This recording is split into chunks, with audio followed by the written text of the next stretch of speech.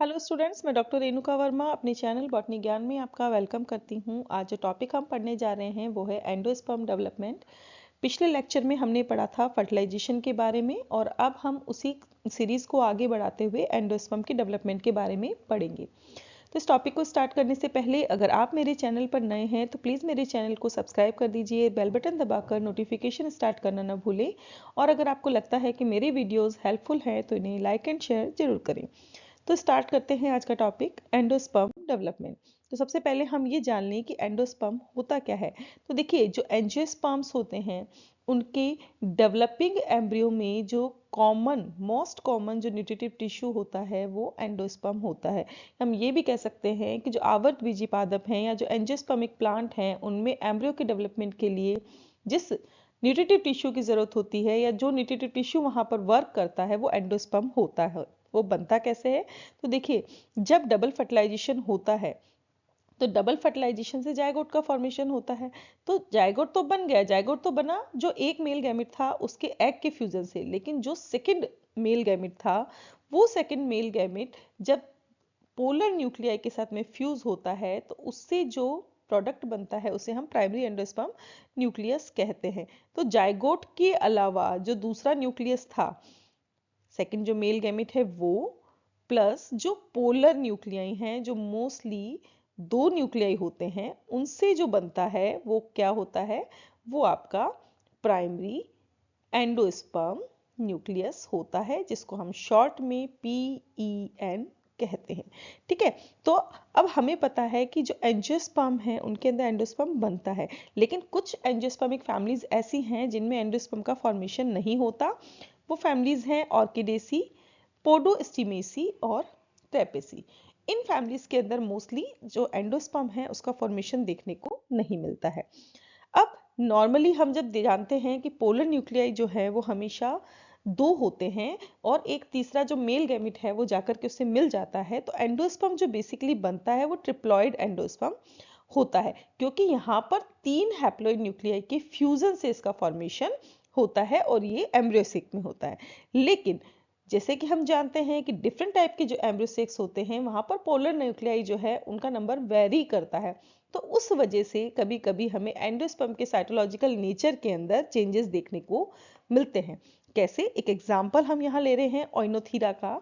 ओइनोथीरा में हम अच्छे से जानते हैं कि वहां पे हैप्लॉइड पोलर न्यूक्लियस होता है, सिर्फ एक ही पोलर न्यूक्लियाई होता है एम्ब्रियोसेक में।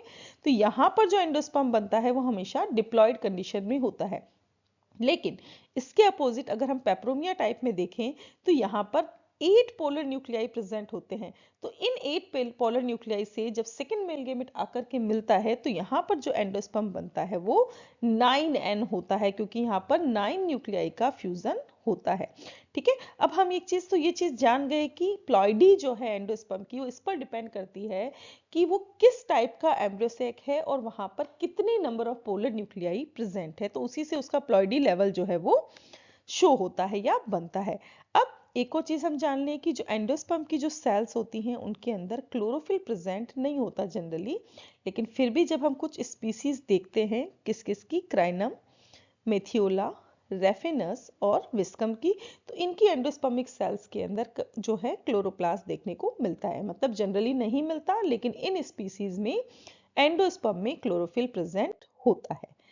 3 टाइप्स के एंडोस्पर्म होते हैं जो कि किस बेस पर होते हैं कि मोड ऑफ डेवलपमेंट क्या है, यानी कि किस तरीके से वो एंडोस्पर्म डेवलप हुआ है, उस बेस पर 3 टाइप के एंडोस्पर्म होते हैं। First one is nuclear endosperm, जिसे हिंदी में केंद्रकीय भ्रूणपोष कहते हैं। Second one is cellular endosperm, जिसे कोशिकीय भ्रूणपोष कहते हैं। And third one is helobial endosperm, जिसे माध्यमिक या हिलोबियल भ्रूणपोष कहते हैं। तो इन तीनों को हम डिटेल में देख लेते हैं। पहला जो है न्यूक्लियर एंडोस्पर्म, ये क्या होता है? तो इस टाइप का जो एंडोस्पर्म होता है उसमें क्या होते हैं? फ्री न्यूक्लियर डिविजन्स होते हैं, यानी कि जो सेल डिवीजन होते हैं वो फ्री न्यूक्लियर डिवीजन होते हैं। न्यूक्लियर डिवीजन तो वहां पर होता है, लेकिन हर सेल डिवीजन के बाद में वहां पर सेल वॉल का फॉर्मेशन नहीं होता, यानी कि न्यूक्लियस तो बार बार डिवाइड होता है, लेकिन हर बार न्यूक्लियस डिवीजन के बाद में वहां पे सेल वॉल का डिवीजन नहीं होता। तो यहाँ पर लेटर स्टेजेस में या तो सेल वॉल बनती है या फिर नहीं बनती। अब जब सेल डिवीजन होते हैं तो क्या होता है, धीरे धीरे जो न्यूक्लियाई है वो पेरिफेरी की तरफ पुश होते हैं, वो पुश होने से क्या होता है, वहां पर सेंटर में एक लार्ज वैक्यूल का फॉर्मेशन हो जाता है।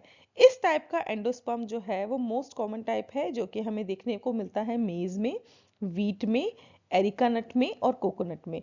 तो इनमें जो है इस टाइप का न्यूक्लियर एंडोस्पर्म देखने को मिलता है। देखिए क्या होता है, ये प्राइमरी एंडोस्पर्म न्यूक्लियस है, इसमें फर्स्ट डिवीजन हुआ, 2 न्यूक्लियस बने, और अदर डिवीजन हुए, बहुत सारे न्यूक्लियस बने। जैसे ही बहुत सारे न्यूक्लियस बनते हैं, सेंटर में एक वैक्यूल का फॉर्मेशन होता है और सारे के सारे जो न्यूक्लियाई है वो पेरिफेरी की तरफ पुश हो जाते हैं।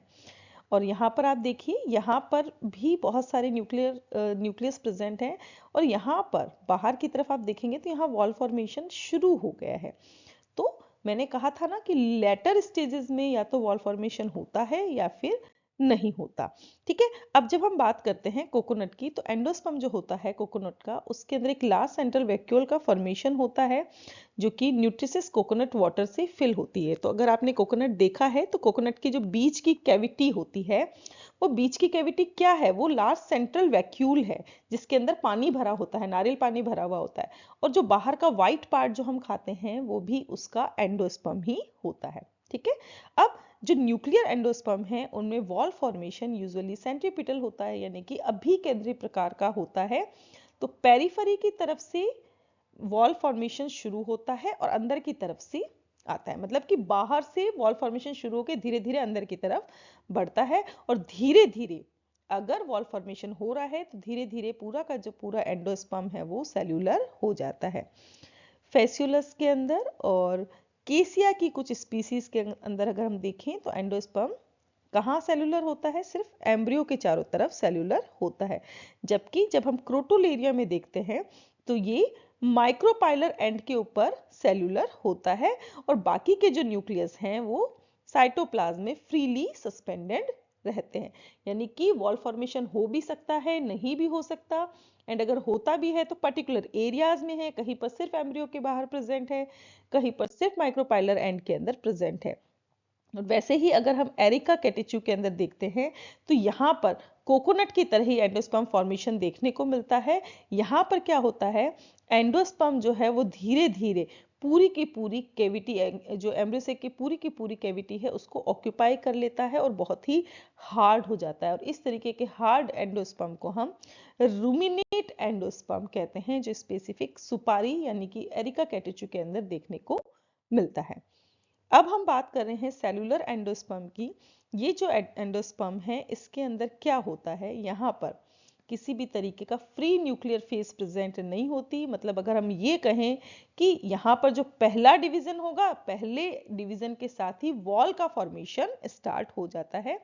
यहाँ पर जो प्राइमरी एंडोस्पर्म न्यूक्लियस है वो या तो सेंटर में रहेगा, ठीक है, या फिर वो चलाजल रीजन के अंदर रहेगा। चलाजल रीजन के अंदर हम देख सकते हैं स्क्रोफुलेरिया में और इलेक्ट्रा के अंदर। तो यहाँ पर क्या होता है, सबसे पहले जब फर्स्ट डिवीजन होता है प्राइमरी एंडोस्पर्म न्यूक्लियस के अंदर तो वॉल फॉर्मेशन हो जाता है, और यूजुअली जो ये डिवीजन होता है वो ट्रांसवर्स होता है। और यहाँ पर एक जो आपका एम्ब्रियोसेक है उसके अंदर इस तरीके से 2 चैम्बर बन जाते हैं, एक माइक्रोपाइल की तरफ और एक चलाजा की तरफ। आगे हम देख लेंगे अभी डायग्राम में कि एक्चुअल में क्या होता है। लेकिन ओकेजनली क्या होता है कि यहाँ पर कभी कभी ऑब्लिक या वर्टिकल फॉर्मेशन भी हो जाता है, नॉर्मली डिवीजन ना होकर के ऑब्लिक फॉर्मेशन भी हो जाता है। यहाँ पर जो सेलुलर एंडोस्पर्म है वो किस तरीके का पैटर्न वहाँ पर बन रहा है, उस हिसाब से हम 4 सब टाइप में डिवाइड करते हैं कि जो वॉल फॉर्मेशन पहले डिवीजन के बाद में हो रहा है या आगे के डिवीजन के बाद में हो रहा है वो कैसे हो रहा है। हो सकता है यहाँ पे आप थोड़ा कंफ्यूज हो गए हों, लेकिन अभी मैं आपको समझा देती हूँ। पहले हम देख लें कि सेलुलर एंडोस्पर्म होता क्या है। देखिए यहाँ पर क्या हुआ, सिंगल प्राइमरी एंडोस्पर्म न्यूक्लियस था।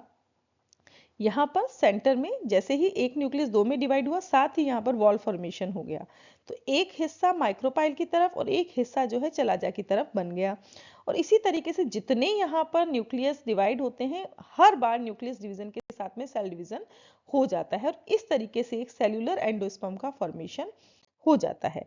अब जो मैंने आपको कहा था कि डिफरेंट टाइप के डिवीजन होते हैं, किस तरीके से डिवीजन हो रहा है, कहाँ पर वॉल फॉर्मेशन हो रहा है, उस बेसिस पर ये 4 टाइप के हम सेलुलर एंडोस्पर्म देख सकते हैं। First one is adoxa type. देखिए यहाँ पर क्या होता है, जो प्राइमरी एंडोस्पर्म न्यूक्लियस है उसमें जो जितने भी डिवीजन होते हैं वो कितने कैसे होते हैं, लॉन्गिट्यूडिनल होते हैं, जिससे 4 वर्टिकल लॉन्ग या सिलेंड्रिकल सेल्स बनती हैं। यानी कि इस तरीके से अगर हम बात करें, ये एक सिंगल न्यूक्लियस है, यहाँ पर PEN है, इसके अंदर जो डिवीजन होता है वो किस तरीके से होता है, इसको आप इस तरीके से देखिए, और यहाँ पर ऐसे 4 जो है यहाँ पर लॉन्गिट्यूडिनल सेल लंबाई में जो है डिवीजन होता है, और इस तरीके का यहाँ पर सेलुलर एंडोस्पर्म का फॉर्मेशन होता है। इसे हम एडोक्सा टाइप कहते हैं। वर्बेस्कम टाइप के अंदर क्या होता है, जब हम बात करते हैं, जो पहला जो यहाँ पर होगा डिवीजन वो होगा ट्रांसवर्स, और सेकेंड जो डिवीजन होगा वो होगा लॉन्गिट्यूडिनल। तो इस टाइप का जो सेलुलर न्यूक्लियस सेलुलर एंडोस्पर्म बनता है उसे हम वर्बेस्कम टाइप कहते हैं। Third one is Annona type. यहाँ पर क्या होता है, यहाँ पर इस तरीके से सारे के सारे जो डिवीजन होंगे वो कैसे होंगे, 3 डिवीजन होते हैं, और 3 डिवीजन जो हैं ट्रांसवर्स होते हैं। तो इस तरीके से एक लीनियर रो के अंदर सेलुलर एंडोस्पर्म का फॉर्मेशन होता है। And fourth one is myosotic type. यहाँ पर हम देखें तो यहाँ पर क्या है, ऑब्लिक डिवीजन होता है, इस तरीके से डिवीजन होता है, जिससे कि 2 अनइक्वल सेल्स का फॉर्मेशन होता है। तो नॉर्मली तो इक्वली डिवाइड होती हैं, जिससे माइक्रोपाइलर एंड और चलाजल एंड बनता है, और अगर नॉर्मली डिवाइड नहीं होती तो ये 4 तरीके से जो है डिवीजन होता है, जो मैं आपको बता चुकी हूँ। आई होप ये आपको अच्छे से समझ में आ गया होगा। आगे हम थर्ड टाइप के एंडोस्पर्म में चलते हैं, जो कि है हिलोबियल एंडोस्पर्म। इस टाइप के एंडोस्पर्म में डेवलपमेंट में क्या होता है, जैसे ही प्राइमरी एंडोस्पर्म न्यूक्लियस का फॉर्मेशन हो जाता है, वो न्यूक्लियस जो है वो चलाजल एंड की तरफ चला जाता है। एम्ब्रियोस्कोप में, एम्ब्रियोसेक में जो चलाजा है उसकी तरफ वो माइग्रेट हो जाता है। ठीक है, अब फर्स्ट डिवीजन होता है, फर्स्ट डिवीजन के बाद में वॉल फॉर्मेशन होता है, जिससे कि एक बड़ा माइक्रोपाइलर एंड और एक छोटा चलाजल एंडोस्पर्मिक चैम्बर का फॉर्मेशन हो जाता है। बाद में जो है न्यूक्लियर डिवीजन होते जाते हैं माइक्रोपाइलर चैम्बर में। ठीक है, यहाँ पर 2 चैम्बर बन गए, जिसमें से जो माइक्रोपाइल की तरफ का चैम्बर है उसमें बहुत सारे न्यूक्लियर डिवीजन होते हैं। जबकि हम चलाजल चैम्बर की बात करते हैं, तो चलाजल चैम्बर जो है वो या तो अनडिवाइडेड रहता है, या फिर उसमें थोड़े से डिविजन्स देखने को मिलते हैं। अब माइक्रोपाइलर चैम्बर में क्या होता है, वहां पर बहुत सारे न्यूक्लियर डिवीजन हुए थे, अब वहां पर रेगुलर वॉल फॉर्मेशन होता है, और जो माइक्रोपाइलर एंड है वो कैसा हो जाता है, मल्टी सेल्यूलर हो जाता है। लेकिन जब हम चलाजल चैम्बर की बात करते हैं, तो चलाजल चैम्बर में कोई भी वॉल फॉर्मेशन नहीं होता, और यहाँ पर डिसऑर्गेनाइज न्यूक्लियस देखने को मिलते हैं। तो यहाँ पर देखिए प्राइमरी एंडोस्पर्म न्यूक्लियस था, ये चलाजल चैम्बर की तरफ आ गया, तो देखो एक बहुत बड़ा यहाँ पर माइक्रोपाइलर चैम्बर देखने को मिल रहा है, और एक छोटा सा चलाजल चैम्बर देखने को मिल रहा है। चलाजल चैम्बर में क्या हुए, बहुत से यहाँ पर न्यूक्लियर डिवीजन हुए, सेल वॉल का फॉर्मेशन हुआ, और यहाँ पर सेलुलर एंडोस्पर्म की तरह का स्ट्रक्चर बन गया। जबकि माइक्रोपाइलर एंड में क्या हुआ, यहाँ पर जो हम देख रहे हैं, यहाँ पर बहुत सारे न्यूक्लियर डिवीजन तो हुए हैं, बट यहाँ पर सेल वॉल का फॉर्मेशन नहीं हुआ है। तो अगर आप यहाँ पर देख रहे हैं, तो यहाँ पर दोनों तरह का आपको देखने को मिल रहा है, मतलब कि न्यूक्लियर और सेलुलर एंडोस्पर्म का मिक्सचर यहाँ पर देखने को मिल रहा है, इसलिए इसे हम हिलोबियल टाइप ऑफ एंडोस्पर्म या हिंदी में माध्यमिक प्रकार का भ्रूणपोष कहते हैं, जिसमें कि दोनों ही जो टाइप के एंडोस्पर्म हमने पहले पढ़े हैं उनका कॉम्बिनेशन यहाँ पर देखने को मिलता है। एक साइंटिस्ट हैं कॉटलर और चैम्बरलिन, इन्होंने 1903 में कहा था कि जो न्यूक्लियर एंडोस्पर्म है वो सेलुलर एंडोस्पर्म से डेवलप हुआ है। जबकि ओनो नाम के जो साइंटिस्ट हैं, इन्होंने 1928 में, और ग्लिसिक नाम के साइंटिस्ट जो है, इन्होंने 1928 में कहा था कि न्यूक्लियर एंडोस्पर्म जो है वो ज़्यादा प्रिमिटिव है। यानी कि किस एंडोस्पर्म से किस टाइप के एंडोस्पर्म डेवलप हुए हैं, ये आज भी अपवाद का विषय है।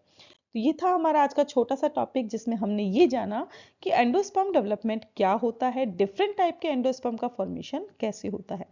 तो आई होप ये जो टॉपिक है आपको अच्छे से समझ में आ गया होगा। मिलते हैं नेक्स्ट लेक्चर में, तब तक बने रहे हमारे साथ। Thanks for watching and stay tune to botany Gyan for more informative videos. Thank you.